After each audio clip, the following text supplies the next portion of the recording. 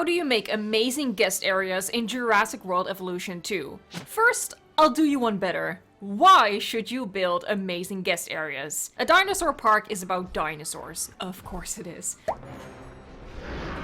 But giving Jurassic World Evolution 2 parks that wow factor is done through making creative plazas. So back to the how. I'm going to give you pointers and show you 10 concrete examples that you can either copy for your own parks or just take elements from and mix and match and apply it to your own builds that way. This plaza you are seeing is really basic, but it has 7 simple but important tricks to making any guest area look better. Can you figure out what they are? We're gonna get back to this one at the very end of this video. In the meantime, comment down below if you can figure out the tricks I've used.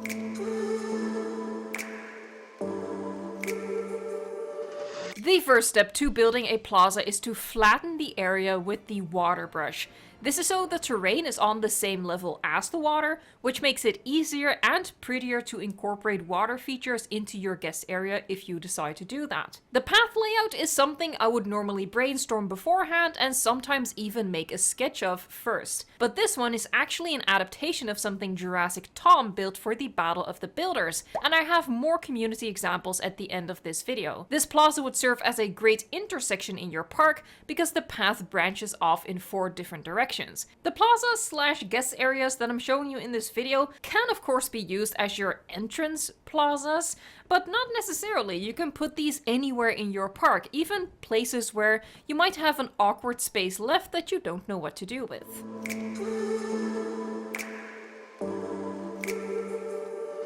When you are building big guest areas with path, make sure to mix up the path colors so it doesn't look flat and boring. You can add a pattern or random shapes and lines. I like to call that path flair. What's cool about this public square is that it has a tor cutting right through it with the station attached to the plaza. Now, like I said, you don't have to copy my designs exactly, although you could if you need a little jump start with your park. That being said, this video is not a step-by-step tutorial on how to create these exact 10 guest areas. If you do want to recreate them, just pause the video on the overview shots that I included for that reason. If you want to put your own spin on something, break it down to the concept and individual elements and use what you want. So the concept for this is just a plaza split by a tor track. You can make that any shape you want, symmetrical or asymmetrical. You can make the gardens bigger, you can use different colors, whatever. And the individual elements would be something like path pattern, asymmetrical gardens, the hedges, the lights on the corners, stuff like that. You can use elements from examples later in this video and combine it with the concept of this one,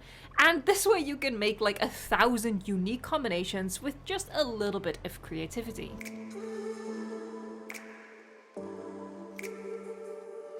To make a beautiful plaza, you really shouldn't be afraid to waste space. Trying to cram as much shops and dinosaurs into every map is, in my opinion, a mistake if you want to make a beautiful park, where, again, in my opinion, the replayability of the game is at. And I have a video with top 5 mistakes park builders make that you can check out after this video. I will link it in the end. If you are hesitant about using up a lot of space for anything other than dinosaurs, you can easily turn a large garden and pond like this one into a smaller exhibit for small dinosaurs by lining it with planters or using the invisible fence if you have the Dominion BIOS in expansion. Top tip, line your gardens/exhibits with the cheap path.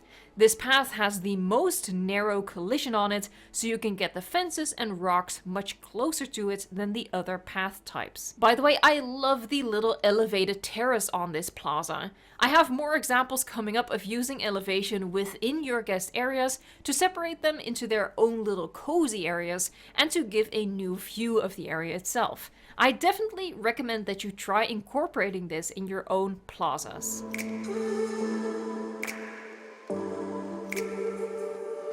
This is one of my favorites. I had doubts every step of the way, but when it was done, I was really happy with the results. So trust the process. While watching this video, let me know in a comment down below which of the examples was your favorite. I'm really curious to know. For this one, I had the idea of snaking a river through the guest area. All of these builds started with a very concise and simple idea like that, and then it's just the case of bringing it to life and adding more detail, taking it one step at a time. That goes for building guest areas and for parks as a whole.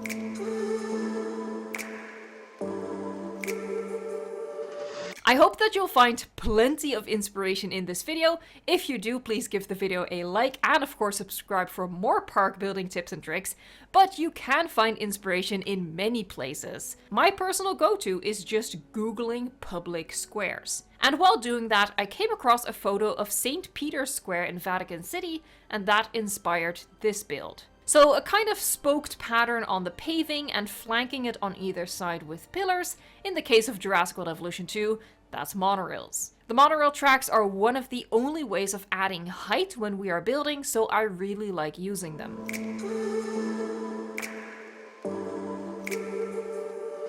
This example is more of a garden than a plaza. You don't have to pave every bit to make a guest area. This design is loosely based on the gardens like what you would see at the Versailles Palace in France. Simplified, of course. All of the guest area builds that I'm showing in this video took a maximum of 30 minutes.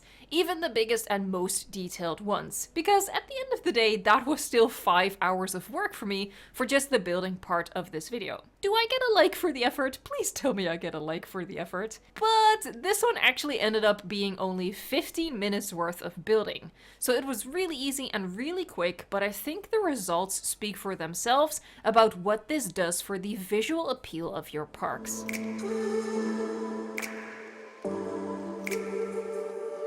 Now we're going into the hardest biome in my opinion, the desert biome. By the way, all of the examples shown in this video look very different when you recreate them in a different biome, so you can recreate them multiple times with new results. I think the cheap and fancy paths work best in the desert biome. The gray path is a really harsh color contrast. For this one, I knew I wanted to work with elevation again at 3 different levels to maximize guests being able to see into the enclosure, even though there is no visibility from the path in the game itself. But here's another top tip. Ignore the rules of the game, because they aren't necessarily realistic. You don't need to add a viewing gallery if you don't want to. I see a 5-star rating as a nice bonus, but unless it's for a challenge or something, it is not my goal.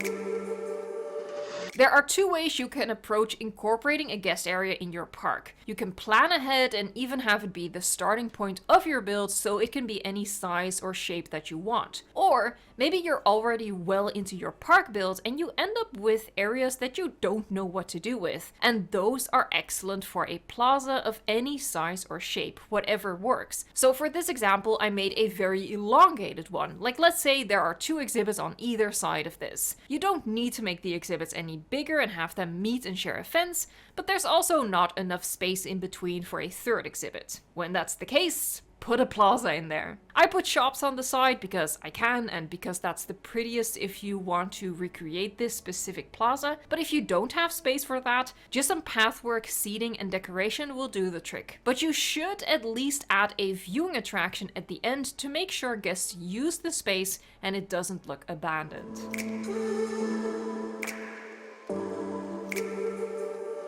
The key concept for this one was really just about having that central section be lower down. The center is where the main park traffic would be, as guests get from point A to point B, and the 2 flanking guest areas are separated from that main pathway, so it's a more peaceful area to sit down and enjoy an overpriced lunch.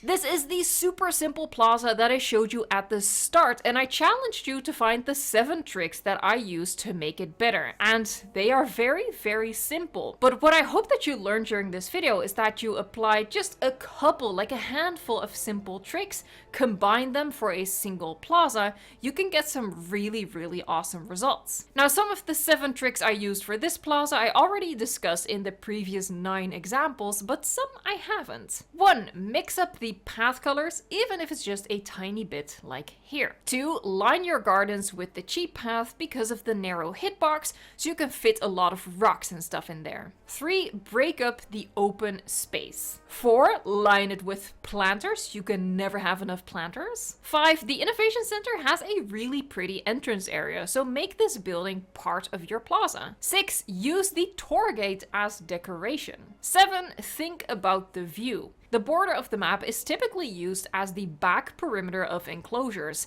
In some cases though, you are wasting really beautiful views. Reorganize your park layout so you can make use of these vistas. If your plaza is at the center of your park, consider going back to example 7 and doing the trick I did there by having the plaza a little bit elevated above the surrounding nature for another nice view. For the Battle of the Builders competition that I hosted, I've seen many awesome park builds by community members, and I wanted to share these 3 great examples of beautiful plazas with you. I think at this point I've given you an overdose of ideas, so I'll let you get back to building now. Thank you so much for watching, liking, subscribing, and until next time, enjoy the game.